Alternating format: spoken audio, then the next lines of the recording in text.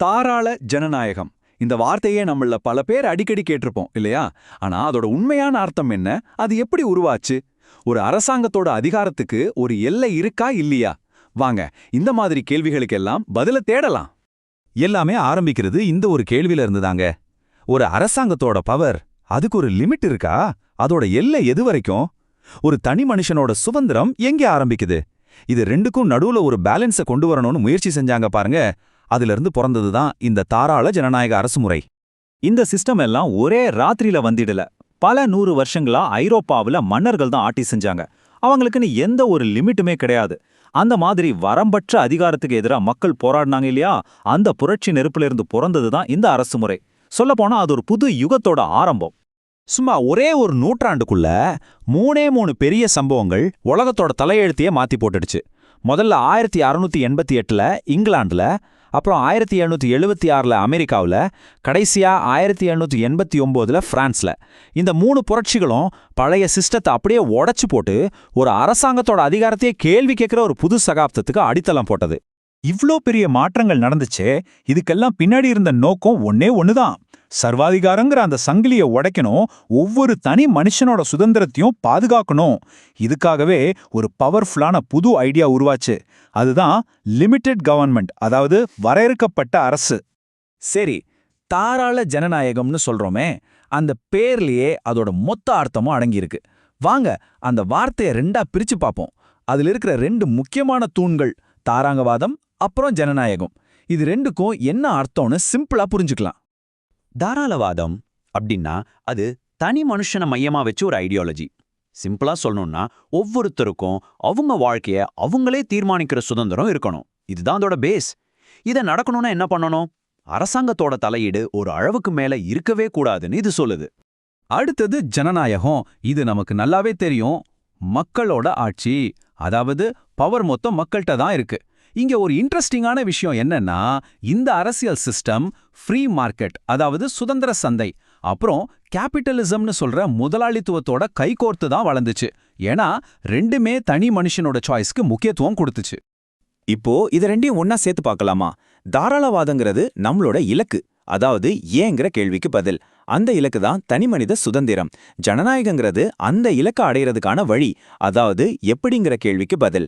அந்த வழிதான் மக்களோட ஆட்சி. ஒன்னு ஐடியா, இன்னொன்னு அதை நடைமுறைப்படுத்துற சிஸ்டம். இது ரெண்டும் சேர்ந்தாதான் தாராள ஜனநாயகம் முழுமையாகும். இந்த சிஸ்டத்தோட எக்கனாமிக் சைடுக்கு ஒரு முக்கியமான ஆணிவேர் யாருன்னு பார்த்தீங்கன்னா, அது ஸ்காட்லாந்தை சேர்ந்த பொருளியல் அறிஞர் ஆடம் ஸ்மித் தான். அவரோட ஃபேமஸான தேசங்களின் செல்வம் புக்ல ரொம்ப சிம்பிளான ஆனா பவர்ஃபுல்லான ஒரு விஷயத்த சொன்னாரு. அரசாங்கத்தோட தலையீடு எவ்வளோ கம்மியா இருக்கோ அப்போ ஃப்ரீ மார்க்கெட் ஒரு நாட்டோட வளர்ச்சிக்கு தானா வழிவகுக்கும்.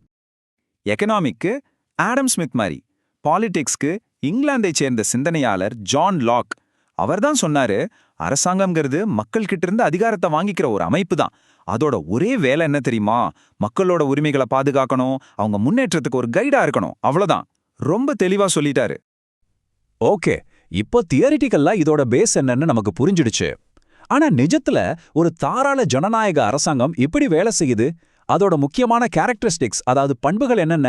வாங்க அதையும் பார்த்துடலாம்.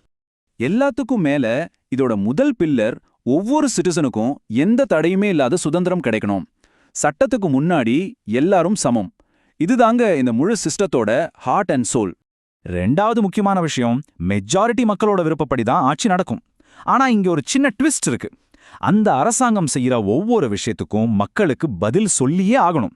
சோ இது வெறும் மெஜாரிட்டி ரூல் மட்டும் இல்ல, ஒரு அக்கவுண்டபிள் கவர்மெண்ட், அதாவது பொறுப்புள்ள ஆட்சி. மூணாவதா, எல்லாத்தையும் கைட் பண்றதுக்கு ஒரு அரசியலமைப்பு சட்டம், ஒரு கான்ஸ்டிடியூஷன் இருக்கும்.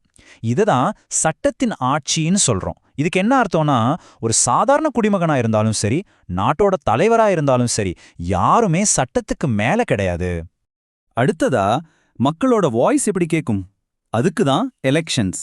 ஒரு குறிப்பிட்ட இடைவெளியில ரொம்ப சுதந்திரமா நியாயமா நடக்கிற தேர்தல்கள் மூலமா மக்கள் தங்களுக்கு வேண்டியவங்கள தேர்ந்தெடுப்பாங்க.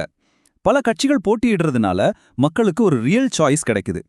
கடைசியா இந்த மொத்த சிஸ்டத்துக்கும் ஒரு கார்டியன் வேணும் இல்லையா? அதுதான் சுதந்திரமான நீதித்துறை. அரசாங்கத்தோட அதிகாரத்தை தட்டி கேட்கறதுக்கும் மக்களோட உரிமைகளை காப்பாத்துறதுக்கும் எந்த அரசியல் தலையீடும் இல்லாத ஒரு இண்டிபெண்டன்ட் ஜுடிஷியரி ரொம்ப ரொம்ப முக்கியம். சரி, சுதந்திரம், சமத்துவம், எலெக்ஷன், சட்டத்தோட ஆட்சி, இத்தனை விஷயங்களையும் பார்த்தோம். இது எல்லாத்தையும் இணைக்கிற ஒரு பொதுவான நோக்கம் என்னவா இருக்கும்? இந்த அரசாங்கம் உண்மையிலேயே யாருக்காக, எதுக்காக வேலை செய்யணும்? அதோட உண்மையான வேலை என்ன? இந்த சிஸ்டத்தோட ரொம்ப ஆழமான ஐடியா இதுதான். அரசாங்கத்தோட வேலை ஒரு பொம்மலாட்டைக்கார மாதிரி மக்களை கயிறு கட்டி ஆட்டுறது கிடையாது, அவங்கள கண்ட்ரோல் பண்றதில்ல. அதுக்கு பதிலா ஒரு லைட் ஹவுஸ் மாதிரி ஒரு வழிகாட்டிய மட்டும்தான் இருக்கணும். தனி மனுஷங்க அவங்க பாதைய அவங்களே செலக்ட் பண்ண ஹெல்ப் பண்றது தான் அதோட வேலை. சுருக்கமா சொல்லணும்னா ஒரு தாராள ஜனநாயக அரசாங்கத்தோட வேலை 3 தான். 1, நாட்டுல சட்டத்தையும் ஒழுங்கையும் காப்பாத்துறது. 2, ஒவ்வொரு தனி மனுஷனும் அவனோட முழு திறமையும் வெளிப்படுத்த வாய்ப்புகளை உருவாக்கி கொடுக்கறது. 3, தன்னை யார் உருவாக்குனாங்களோ அந்த மக்களோட நல்லதுக்காக மட்டுமே வேலை செய்யறது. சரி, கடைசியா உங்களை ஒரு கேள்வியோட விட்டுட்டு போறேன். பல 100 வருஷத்துக்கு முன்னாடி உருவான இந்த அரசு முறை இன்னைக்கு இருக்கிற டிஜிட்டல் உலகத்தோட சவால்களுக்கும் மாறிட்டே இருக்கிற நம்ம சமூகத்தோட தேவைகளுக்கும் ஏத்த மாதிரி தன்னை மாத்திக்குமா? இதோட எதிர்காலம் எப்படி இருக்கும்? இது நாம எல்லாருமே யோசிக்க வேண்டிய ஒரு முக்கியமான கேள்வி இல்லையா?